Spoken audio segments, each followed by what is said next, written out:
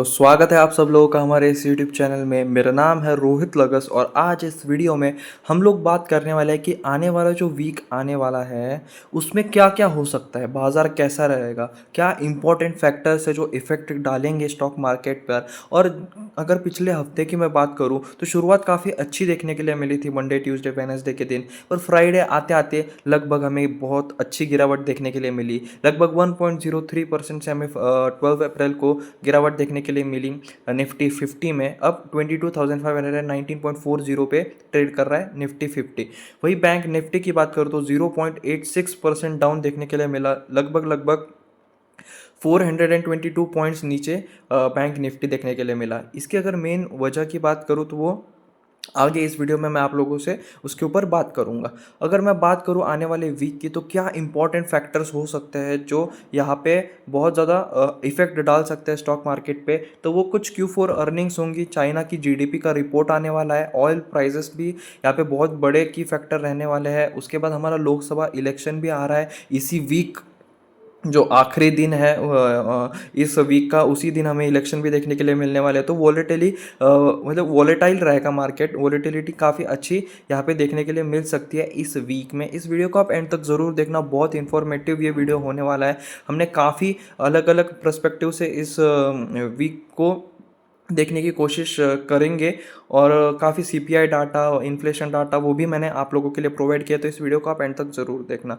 जो मार्केट है वो 12 अप्रैल को हमें क्लोज हुआ पिछले वीक का। अब अगर बात करें आने वाले वीक की तो वो कैसा रहेगा उसके बारे में बात करेंगे। पिछले वीक को थोड़ा अगर हम समराइज़ करें तो एक पॉजिटिव नोट पे हमें शुरुआत देखने के लिए मिली थी। न्यू हाइज हमने देखने के लिए मिले, चाहे फिर वो बैंक निफ्टी के हो, निफ्टी 50 के हो। और जो सेलिंग प्रेशर वो बहुत ज़्यादा हाई रहा फ्राइडे के दिन, और उस वजह से जितने भी हमें गेन हुए थे हमने वो सब लूज़ कर दिए। और एक अनसर्टेनिटी यहाँ पे देखने के लिए मिली फेड फंड से, rate cuts given higher than expected US inflation for March. यानी जो यूएस का इन्फ्लेशन का डाटा आया वो बहुत ज़्यादा हाई हमें देखने के लिए मिला, जो एक्सपेक्टेड था उससे काफ़ी ज़्यादा देखने के लिए मिला, जिस वजह से जो रेट कट्स हम एक्सपेक्ट कर रहे थे शायद वो नहीं होंगे, और उस वजह से थोड़ा मार्केट जो है वो नेगेटिव मोमेंटम में हमें देखने के लिए मिला। और जो यूएस मार्केट है वो भी थोड़ा नेगेटिव था और हमारा मार्केट भी अच्छा खासा वहाँ पर रिएक्ट किया। Increasing oil price due to escalating tensions between Iran and Israel. तो ईरान और इसराइल के बीच जो टेंशन है उस वजह से हमारी ऑयल प्राइस भी यहाँ पे काफ़ी बढ़ते हुए देखने के लिए मिल रही है, जो एक अच्छा खासा इम्पैक्ट डाल सकता है। और एफआईआई भी सेलिंग प्रेशर जो है वो बढ़ रहा है मार्केट सेंटिमेंट को देखते हुए। जो एफआईआईज है वो भी अपना काफ़ी सेलिंग कर रहे हैं। ठीक है, in the combined truncated week the market is expected to be volatile. तो आने वाला जो वीक है वो एक्सपेक्ट कर सकते हैं हम कि वोलेटाइल रह सकता है, क्योंकि बहुत सारी चीज़ें हैं जो इस वीक में होने वाली है।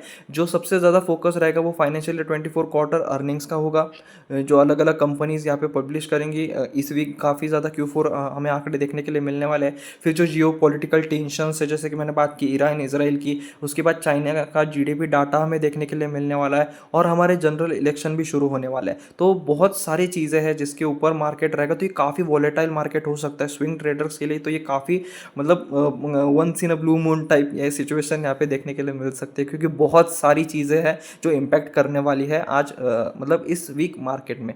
The market will first react TCS के Q4 रिजल्ट्स और CPI inflation number for March. तो सीपीआई इन्फ्लेशन नंबर हमें देखने के लिए मिल गए, ऊपर से टीसीएस का Q4 अर्निंग्स हमें देखने के लिए मिल गए। तो जो मंडे का दिन है यानी 15 अप्रैल का दिन है, कल का दिन है, वहाँ हमें दो मेजर चीज़ों के ऊपर हमें मतलब देखने के लिए मिलेगा मंडे का मार्केट की, जो टीसीएस का Q4 की अर्निंग्स और सीपीआई के डाटा के बेसिस पे हमें मंडे के दिन मोमेंटम देखने के लिए मिलेगा। अगर मैं सीपीआई मार्च 2024 की बात करूं, जैसे कि मैंने पिछले स्लाइड में बात की, तो इंडियन कंज्यूमर प्राइस इंडेक्स होता है सीपीआई इन्फ्लेशन, ऑल्सो कॉल्ड, इसे हम रिटेल इन्फ्लेशन भी कहते हैं, वो थोड़ा कम हो गया है 4.85% पे वर्सेस 5.09% इन फरवरी 2024। तो फरवरी के मुकाबले हमें थोड़ा कम देखने के लिए मिला है, पर हमने जो एक्सपेक्ट किया था उससे काफ़ी ज़्यादा है। ठीक है, वैसा देखा जाए तो आरबीआई का जो कंफर्ट जोन है वो लगभग 4% के आसपास है, और उसे जल्द से जल्द यहाँ पहुँचाने की पूरी कोशिश की जा रही है। देखा जाए तो पिछले कंपैरिजन के हिसाब से इस बार अच्छा है, पर जितना एक्सपेक्ट किया था उससे हमें थोड़ा ज़्यादा देखने के लिए मिला है। वाइल सीपीआई अर्बन इन्फ्लेशन जो हमें देखने के लिए मिला वो 4.14% है। CPI rural inflation was 5.45%। The consumer food price index inflation was reported at 8.52% versus 8.66% in February.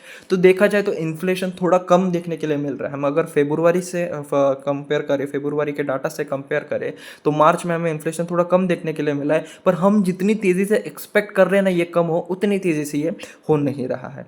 तो ये भी एक बहुत अच्छा खासा इम्पैक्ट डाल सकता है अगले आने वाले वीक में। We expect to remain volatile in the near term given the global concerns and the start of an election next week, Siddhartha Khemka, head retail research at Motilal Oswal financial service said. तो मोतीलाल ओसवाल की तरफ से भी हमें ये कंफर्मेशन मिल रही है कि वो जो मार्केट है वो वोलेटाइल रह सकता है आने वाले टाइम में। काफ़ी सारे चीज़ें हैं जो इम्पैक्ट डाल सकते हैं स्टॉक मार्केट में, फिर वो चाहे ग्लोबल कंसर्न हो, ऑयल प्राइसिस हो, चाइना के जीडीपी का डाटा हो, फिर उसके बाद हमारे जनरल इलेक्शन हो। जनरल इलेक्शन में भी अभी बीजेपी आज ही के दिन, आज सुबह अगर मैं आप लोगों से बात करूँ कि 10 साढ़े 10 बजे के आसपास बीजेपी ने अपना मैनिफेस्टो भी रिलीज़ कर दिया है। कांग्रेस का भी मैनिफेस्टो आ चुका है। तो काफ़ी अब जो खबरें हैं ना वो काफ़ी वोलेटाइल रहेगी, क्योंकि बीजेपी का यहाँ पे मैनिफेस्टो आ गया, तो कल शायद मार्केट थोड़ा पॉजिटिव हमें देखने के लिए मिले। On the micro economic front, China GDP data, US retail sales, तो यूएस का रिटेल सेल्स फिगर भी हमें देखने के लिए मिलेंगे इस week, and movement in US bond yield and the dollar index will be important factor influencing market sentiment, Santosh Meena, head of research at Swastika investment. तो अलग अलग जो एक्सपर्ट्स है, अलग अलग कंपनीज है, अलग अलग हम कह सकते हैं इंस्टीट्यूशंस हैं, उनके भी कुछ राय जानने की मैंने कोशिश की है। जो पिछले बार हमने मोतीलाल ओसवाल की बात की, इस बार स्वास्थ्य इन्वेस्टमेंट की मैं बात कर रहा हूँ। तो इनका भी ऐसा कहना है कि चाइना की GDP, US retail sales, US bond yield, ये भी बहुत इंपॉर्टेंट फैक्टर डाल सकते हैं। जनरल इलेक्शन की अगर मैं बात करूँ जो 19 अप्रैल से शुरू होने वाला है, लोकसभा के इलेक्शन अगर मैं बात करूँ आप लोगों से स्पेसिफिकली, 102 कॉन्स्टिट्यूंसीज में ये लड़ा जाएगा। 21 स्टेट्स में और यूनियन टेरिटरीज में हमें ये देखने के लिए मिलेगा in the first phase of election. The recent opinion polls, अगर हम ओपिनियन पोल्स सर्वे के हिसाब से देखें, जो लगभग हम भाई हर इलेक्शन में जो पोल्स होते हैं ना उसके बेसिस पे हमें रिजल्ट देखने के लिए मिलता है। तो उन पोल जो सर्वेज है उनका ऐसा मानना है कि भारतीय जनता पार्टी जो है वो एक बहुत स्ट्रॉन्ग कंटेंडर है।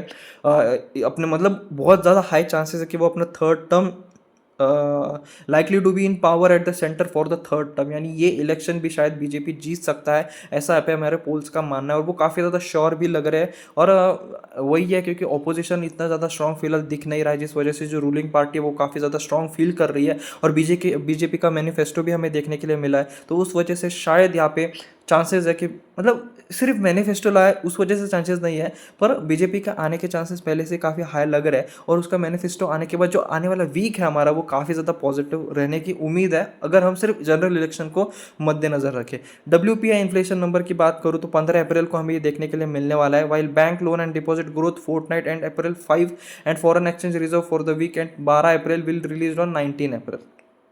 तो जितने भी इम्पॉर्टेंट चीज़ें हैं उसके बारे में मैंने आप लोगों से इस वीडियो में बात की। बहुत सारी चीज़ें हैं, बहुत सारे फैक्टर्स, बहुत सारे इफेक्ट हमें देखने के लिए मिलने वाले। जनरल इलेक्शन की अगर मैं बात करूँ तो मुझे लगता है वो बहुत ज़्यादा इंपॉर्टेंट रहेगा, ठीक है, क्योंकि रिटेल इन्वेस्टर्स ज़्यादातर फोकस उसी पे है कि इलेक्शन में क्या होने वाला है। और जब बीजेपी का मैनिफेस्टो आज रिलीज़ हुआ, काफ़ी ज़्यादा यहाँ पे मतलब बातें चल रही है, ट्विटर हो गया वगैरह, तो देखने के लायक रहेगा आने वाला वीक। काफ़ी ज़्यादा चीज़ें हैं, चाइना की जीडीपी कैसे आती है, ऑयल प्राइसेस क्या रहते हैं, लोकसभा इलेक्शन हो गया, अलग अलग डाटाज और आने, Q4 के रिजल्ट्स आने, सीपीआई इंडेक्स भी देख लिया, थोड़ा ठीक ठाक है, देखते हैं अभी कैसा रिएक्ट करेगा। आपको क्या लगता है आप प्लीज़ कमेंट बॉक्स में मुझे ज़रूर बताना। अगर आपको ये वीडियो पसंद आए तो प्लीज़ चैनल को सब्सक्राइब ज़रूर करना। आज के हमारे इस वीडियो में सिर्फ इतना ही था। Thanks for watching, please subscribe.